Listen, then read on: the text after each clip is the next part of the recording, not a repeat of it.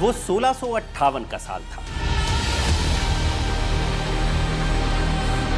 हिंदुस्तान मुगलिया सल्तनत के अधीन था और उस सल्तनत का नया बादशाह था औरंगजेब। वही औरंगजेब जिसने बादशाह बनने के लिए अपने पिता शाहजहां को आगरा के किले में कैद करवा दिया, अपने भाई मुराद को धोखे से मरवा दिया और दूसरे भाई दारा शिकोह का सर कलम करके खुद को आलमगीर की उपाधि से नवाज दिया। गद्दी पर बैठने के 5 साल के अंदर अंदर उसने अपना साम्राज्य विस्तार कर लिया था और उसकी सीमाएं उत्तर में लद्दाख तक, उत्तर पश्चिम में काबुल कंधार तक, पूरब में बंगाल तक, पश्चिम में गुजरात, सिंध और राजपूताना तक फैल चुकी थी। लेकिन दक्षिण में कुछ ऐसा था जो उसके सारे मंसूबों पर पानी फेर रहा था। तब औरंगजेब का सबसे खास आदमी उसका मामा शाइस्ता खान हुआ करता था। औरंगजेब ने शाइस्ता खान को एक बड़ी मुगलिया फौज सौंप दी और कहा कि ताकत के बल पर दक्षिण पर भी अपना कब्जा जमाओ और उसे भी मुगलिया सल्तनत के अधीन लेकर आओ। इस काम के लिए औरंगजेब ने शाइस्ता खान को दक्कन का सूबेदार बना दिया। बादशाह का आदेश था तो शाइस्ता खान फौज लेकर निकल पड़ा दक्षिण की ओर। और दक्षिण में जाकर उसने सबसे पहला कब्जा उस महल पर किया जिसे तब मराठा सम्मान का केंद्र समझा जाता था। वो महल था लाल महल, जो पुणे के बीचों बीच बना था और उसे बनाने वाले थे शाहजी राजे भोसले। लेकिन फौज के बल पर शाइस्ता खान ने उस महल पर न सिर्फ कब्जा किया बल्कि साल 1663 तक उसने आसपास के इलाकों में इतनी लूट मचा दी कि लोग उसका नाम सुनकर ही कांपने लगे। कोई भी मराठा उस महल के आसपास फटक भी नहीं पाता था। लेकिन फिर उस एक अंधेरी रात में ऐसा कुछ हुआ जिसने पूरी मुगलिया सल्तनत का इतिहास ही बदल दिया। वो 5 अप्रैल 1663 की रात थी। रमजान का महीना चल रहा था। करीब 400 लोग एक शादी में शरीक होने के लिए पहुंचे थे। इनमें कुछ बाराती थे, कुछ खानसामा और कुछ मजदूर थे जिनके जिम्मे वो पूरी शादी थी। सब कुछ ठीक चल रहा था। वहीं रमजान के रोजे की वजह से थके हारे सैनिक भी आधी नींद में थे। अचानक से इस शादी से निकले कुछ लोगों ने लाल महल के रसोई घर की मिट्टी से बनी दीवार में सुराख कर दिया और महल के अंदर दाखिल हो गए। काम आसान नहीं था लेकिन मुश्किल भी नहीं था, क्योंकि बारातियों में कोई ऐसा भी था जो उस महल के चप्पे चप्पे से वाकिफ था। तो बाराती महल के अंदर दाखिल हुए और अपने असल रूप में आ गए, क्योंकि वो लोग बाराती नहीं बल्कि मराठा सैनिक थे जिन्हें शाइस्ता खान से बदला लेने के लिए तैयार किया गया था। और वो लोग सही वक्त का इंतजार कर रहे थे। तो सही वक्त आया उस रात और फिर लाल महल की दरो दीवार मुगलों के खून से लाल होती चली गई। भगदड़ मची तो शाइस्ता खान भी खिड़की से कूदकर भागने लगा। अचानक से एक तलवार लहराई और शाइस्ता खान की 3 उंगलियां कटकर जमीन पर गिर गई।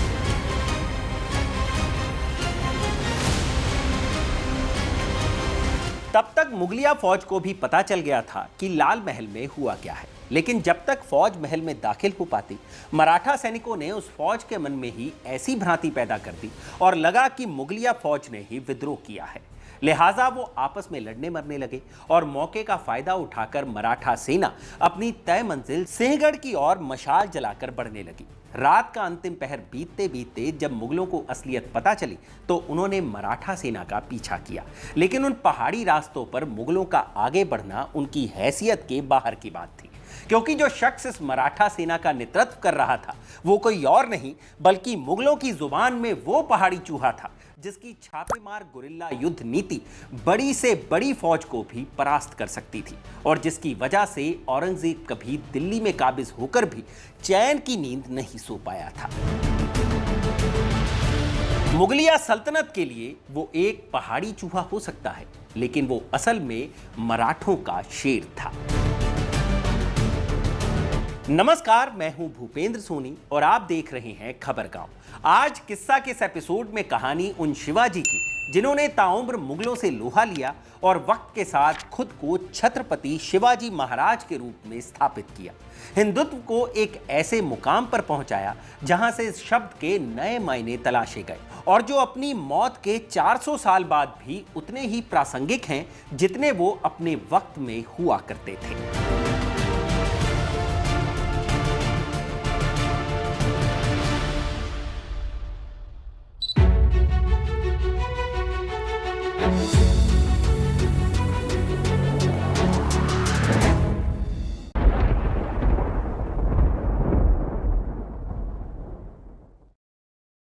इस कहानी की शुरुआत होती है 17वीं शताब्दी से। हिंदुस्तान पर मुगलों की हुकूमत थी, लेकिन दक्कन के इलाके में मुगल पूरी मजबूती के साथ अपने पांव नहीं जमा पा रहे थे।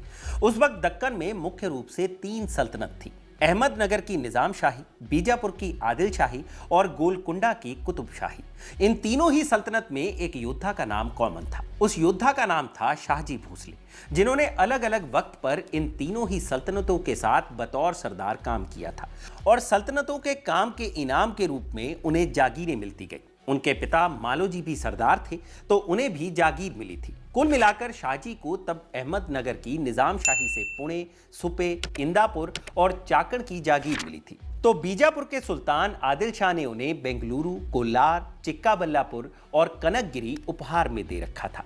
ऐसे में जब उनकी पत्नी जीजाबाई गर्भवती हुई तो शाहजी ने अपनी पत्नी को शिवनेरी के किले में रखा, जो उनकी पुणे वाली जागीर का हिस्सा था। जीजाबाई धार्मिक प्रवृत्ति की महिला थी और वो इस किले में बने शिवाई माता के मंदिर में हर रोज पूजा के लिए जाती थी। 19 फरवरी 1630 को इसी पहाड़ी किले में जब उनके बच्चे का जन्म हुआ तो उन्होंने देवी के नाम पर ही बच्चे का नाम रखा शिवाजी। तब तक शाहजी बीजापुर के सरदार बन गए थे, तो उन्होंने अहमदनगर की निजाम शाही से मिली सभी जागीरों को जीजाबाई को दे दिया, ताकि वो जागीर की भी देखभाल कर सके और बच्चे की भी।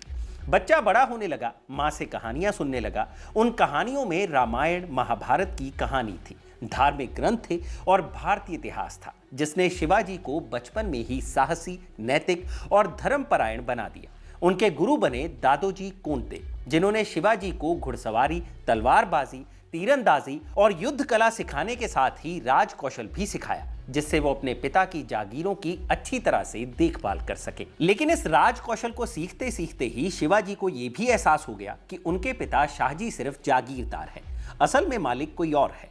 और यहीं से शिवाजी को स्वराज्य की समझ विकसित होनी शुरू हुई, जिसे दादोजी कोंडदेव ने और भी मांझा। और फिर 15 साल की उम्र में ही एक दिन शिवाजी की वो सोच उनके घर परिवार के सामने आ गई, जिसने हिंदुस्तान का इतिहास ही बदल दिया। वो साल 1645 का दिन था। तारीख ठीक ठीक तो दर्ज नहीं है, लेकिन उस दिन पुणे के दक्षिण पश्चिम स्थित रायरेश्वर मंदिर में शिवाजी कुछ साथियों के साथ शिवाजी की पूजा करने पहुंचे थे।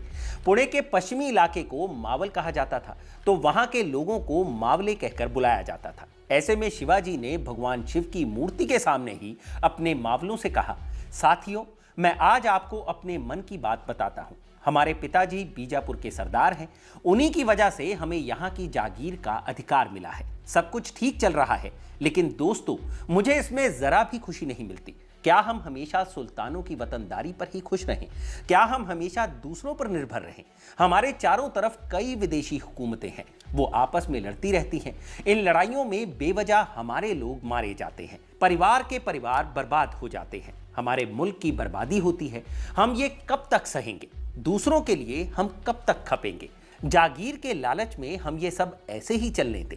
शिवाजी की बात सुन एक मावला बोला, बोलिए बालराजे, बोलिए, आप अपना मनोदय बताइए। आप जो कहेंगे वो करने के लिए हम तैयार हैं।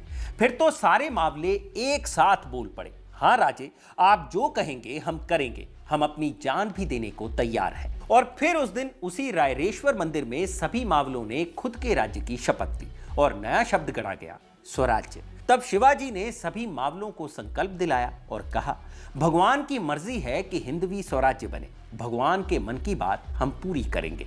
शिवाजी मावलों के साथ मंदिर से लौटे, सीधे मां जीजाबाई के पास गए, अपना प्रण बताया और फिर मां का आशीर्वाद लेकर हिंदवी स्वराज्य के सपने को साकार करने में जुट गए। भौगोलिक परिस्थितियों की वजह से मावले यूं भी जीवट किस्म के लोग होते थे, ऊपर से उनके सामने एक लक्ष्य था हिंदवी स्वराज्य का, तो वो और भी जीवटता के साथ जुट गए। तलवारबाजी सीखने लगे, घुड़सवारी सीखने लगे, पहाड़ के अंदर रास्ते तलाश करने लगे, घाटियां पार करने लगे, पहाड़ों की हर एक बारीकी जो कोई दूसरा समझ भी नहीं सकता था, शिवाजी के नेतृत्व में मावले सीखने में जी जान लगाने लगे। लेकिन ये सारी ट्रेनिंग, सारा लक्ष्य, हिंदवी स्वराज्य का सपना सिर्फ शिवाजी और उनके साथियों की ही आंखों में